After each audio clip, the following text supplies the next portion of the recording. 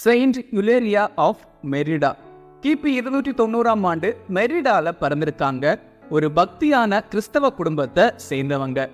சின்ன வயசுலயே தனிமையில ஜபிக்கிற பழக்கம் இவங்களுக்கு இருந்திருக்கு. அந்த காலத்துல கிறிஸ்தவ எதிர்ப்பு அதிகமா இருந்ததால இவங்களோட தாய் இவங்கள வீட்டுக்குள்ள அடைச்சு வச்சு பாதுகாத்திருக்காங்க. ஆனா யுலேரியா அதையும் மீறி தன்னோட 14வது வயசுல கவர்னர் டாசியானோட அரசவைக்கு போய் தான் ஒரு கிறிஸ்தவர் அப்படின்னு அறிக்கையிட்டிருக்காங்க.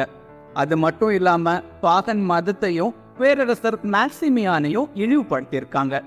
இவங்களோட தைரியம் எல்லாரையுமே ரொம்பவே பிரமிக்க வச்சிருக்கு.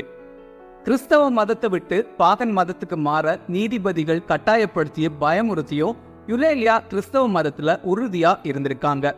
அதுக்கு பிறகு இவங்கள சிறையில் அடைச்சு சித்திரவதைகள் செஞ்சிருக்காங்க. இவங்களோட துணிகளை உருவி நிர்வாணப்படுத்த முயற்சி செஞ்சிருக்காங்க.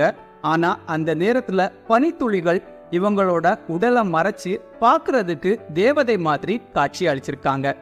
அதுக்கு பிறகு உயிரோடைய இவங்களோட உடலுக்கு தீ வச்சிருக்காங்க.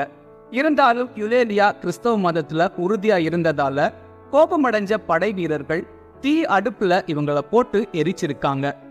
இறுதியா யுலேரியா தன்னோட 14வது வயசுல மறைசாட்சியா கொல்லப்பட்டிருக்காங்க. யுலேரியா இறக்குறப்போ அவங்களோட வாயிலிருந்து புறா ஒன்று பறந்து வெளியே வந்திருக்கு. ஸ்பெயின் நாட்டோட விசிகோத்திக் அப்படிங்கிற இடத்துல இருக்கிற இவங்களோட திருத்தலம் ரொம்பவே பிரபலம். டிசம்பர் 10 செயின்ட் யுலேரியா ஆஃப் மெரிடாவோட ஃபீஸ்ட் டே.